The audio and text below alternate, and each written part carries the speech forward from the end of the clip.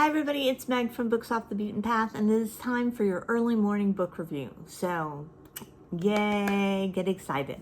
So the book that we are going to review today is Cherry Ames, Veteran's Nurse. Now every time I read a Cherry Ames, I say this is my favorite Cherry Ames, but this one has got to be up there in the top 3. In this book, Cherry moves home. She comes back home to Hilton, but she actually works in a town over, which is, I believe, called Graham. Excuse me. She works at a veterans hospital, and she becomes very involved with a young man by the name of Jim who has lost his leg. And that's very hard on Jim because Jim came from Oregon. He was a woodworker, and apparently he needs that leg to work the trestle, I think is what it's called. Don't quote me on that. Somebody let me know if I'm saying the right thing or the wrong thing.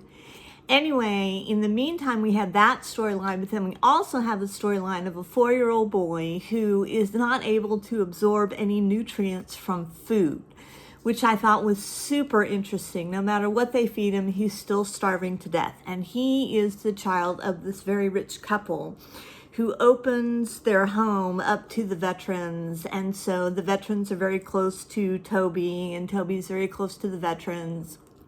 Anyway, Cherry has to sort everything out, which she does with her usual vim and vigor and positive attitude. And I think that's one of the reasons that I loved these books. Anything written during the World War II period or right after World War II, you can say it's propaganda, and it probably is, but they're just so damn committed to getting the country back moving again and honoring the veterans. And I just loved it. I just loved every aspect of it. I love Cherry's attitude. I hate Midge. If you guys are familiar with this series, there is a young girl in there by the name of Midge, and she's just irritating as hell. And she gets more irritating every book that I read. So I don't know what the point of her is. She doesn't seem to do anything but come in and irritate us. Maybe she's supposed to be a contrast between Cherry. Anyway, so Cherry Ames, veterans nurse. I wanted to show you the back, that pretty little picture of Cherry. Isn't she cute? She's cute. All right, so what am I reading now? Now, I am not reading this whole book. This is 3 by Tey. I have never read any Josephine Tey, but I have decided to read Miss Pym's Disposes. Miss Pym Disposes. Now, in this story, we follow Miss Pym, and she is at a school of physical education, which I cannot figure out what that is.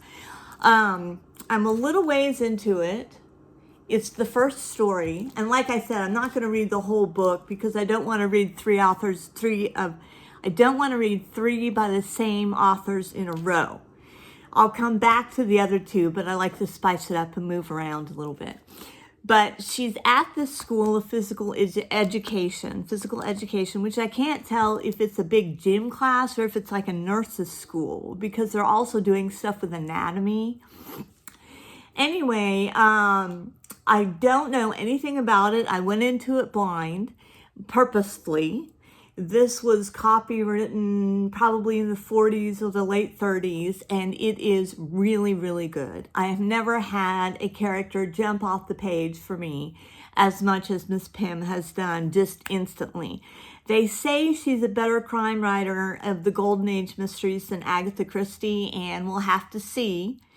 We'll have to see what I say about that, but so far it's very, very good. So she's at this, she is a retired whatever, it doesn't matter what she is retired from, because that's not the point of the story. The point of the story is that, or the catalyst of the story was that once she retired, I believe she was a school teacher, she began to read about psychology. And so she read everything she could about psychology, and she thought it was all bunk.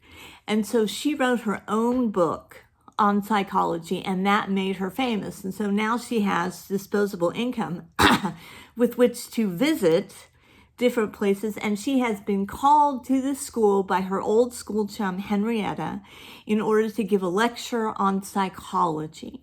Now, we know a murder is going to take place. I don't know anything more than that. I don't know what she's disposing of, but she's great. She's great so far. So that's my little early morning book review, my little 5-minute, shot at you. And I hope you guys enjoy it. My views have gone way down. And you can't find me under vintage books or cozy mysteries or classic mysteries or anything like that. So I don't know what's happened. So I normally never ask you guys to subscribe, but please subscribe if you like this at all, and give me a like and leave me a comment. It really does help my channel. Thank you so much, and I will see you when I finish Miss Pym Disposes.